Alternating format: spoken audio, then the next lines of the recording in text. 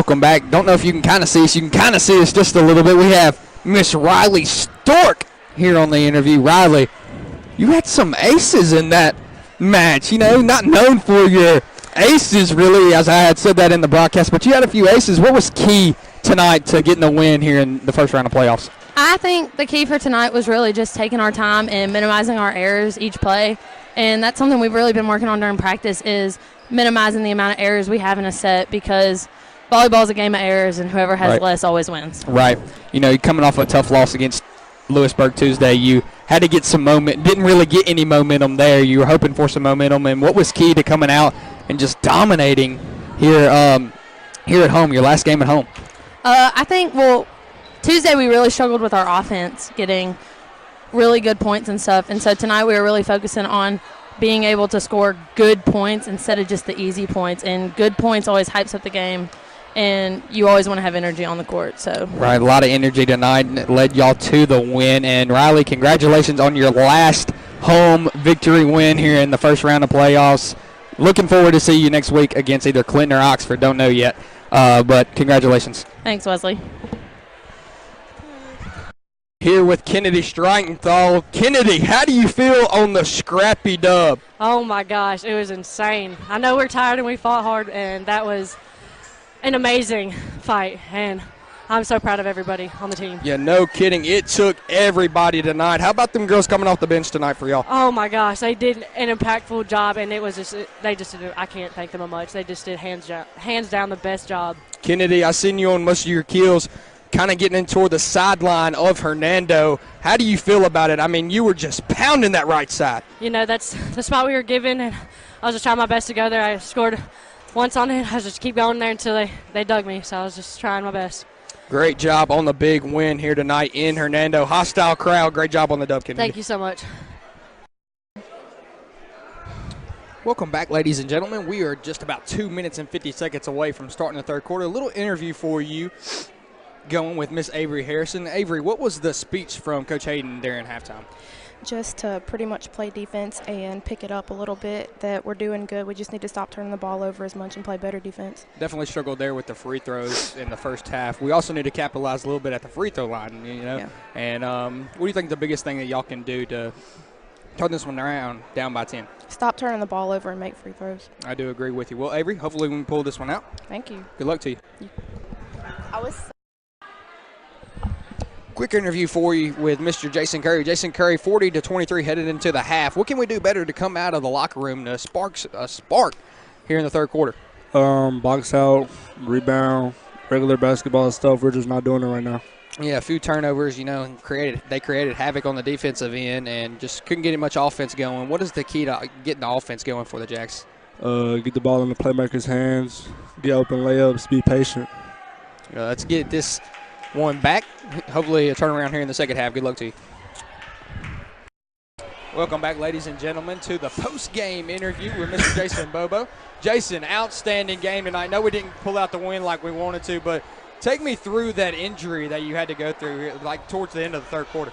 I went up with a strong move, tried to go on my defender, and I just fell down really hard, came down on my lip. I should be all right. That's good, man. Glad to see you came back and look, weren't even scared to go right back at it. Jason, we got to bounce back here next week. I think we play Tuesday night. What's going to be the keys to bounce back from this loss? Just keep our composure. Make sure we do everything right.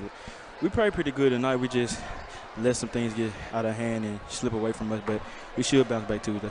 No doubt about it. Jason, I do appreciate you, and good luck, and get some rest this weekend, man. Yeah, I appreciate it. Welcome back, ladies and gentlemen, as we finish up halftime here. Got Coach Flacco, the volleyball coach here at DeSoto Central, for an interview for you. Coach Flacco, how are you doing? I'm doing well, Wesley.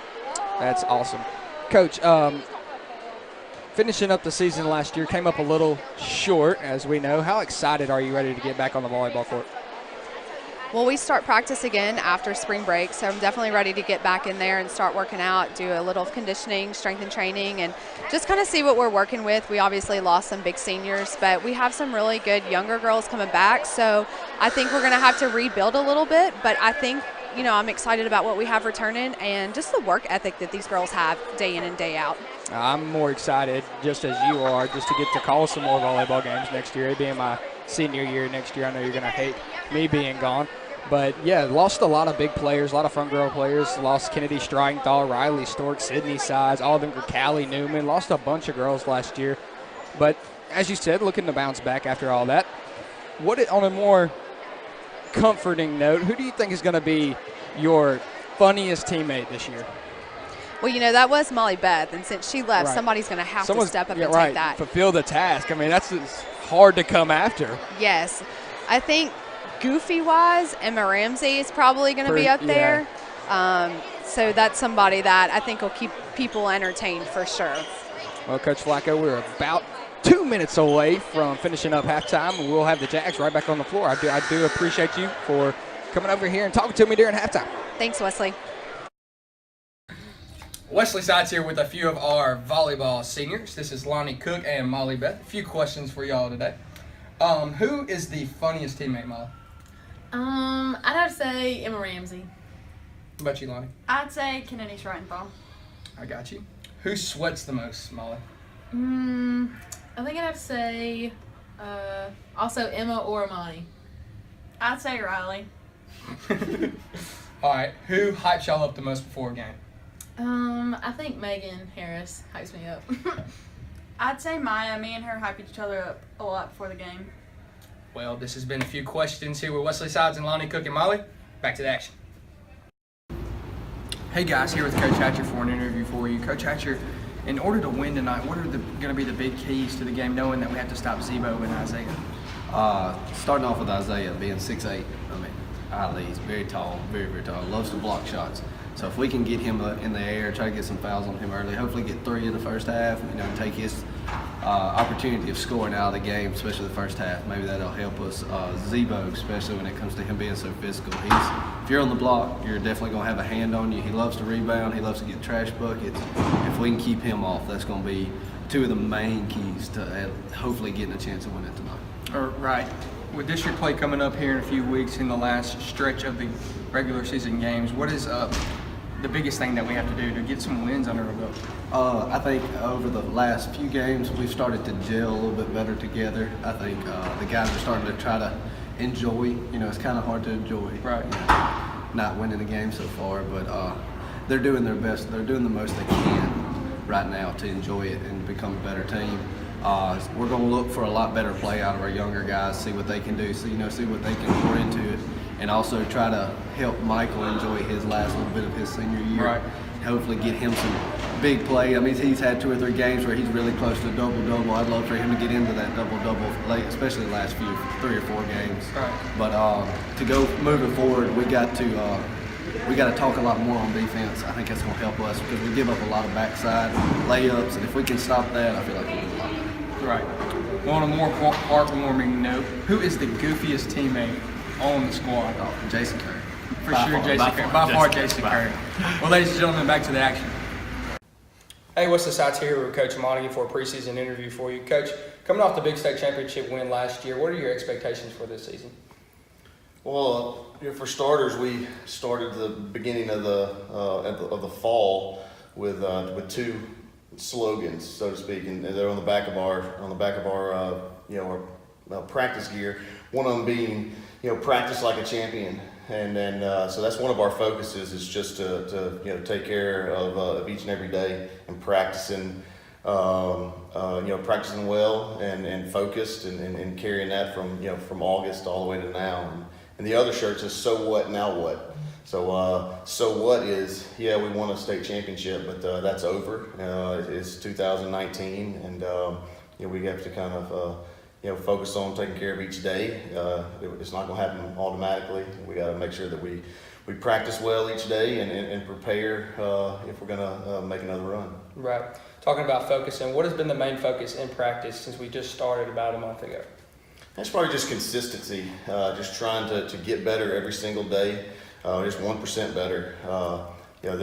We do have a lot of guys, while we have a big senior class, a really talented junior class, some sophomores that are contributors. So it's a matter of having everybody play focused and consistent. Each and every day. You're not going to get any better. If we lose sight of the little things and the attention to detail. So we're just trying to make sure that we can get better every day and stay consistent. Right. What is the biggest expectation from your squad this year? Well, I think unlike last year, I think we snuck up on some people last year, and that was fun to do. Right. I think when you looked at us having starting some sophomores, a freshman, a lot of juniors, and have a small senior class. No one really expected us to make the run that we did. Right. Well, this year the target's on our back, Right. so we're not going to surprise anybody. But at the same time, we just gotta not believe the hype, take care of us, and preparing every day to get better. But I think that's the biggest thing is battling that hurdle of being on top. But we're not concerned about any preseason rankings or anything like that. Coming out number 9th, you just kind of got to set that aside and focus in on the. We're worried about the rankings in May. Right. That's when it means something. Exactly. Well, Coach, appreciate the time. You got it. Back to y'all.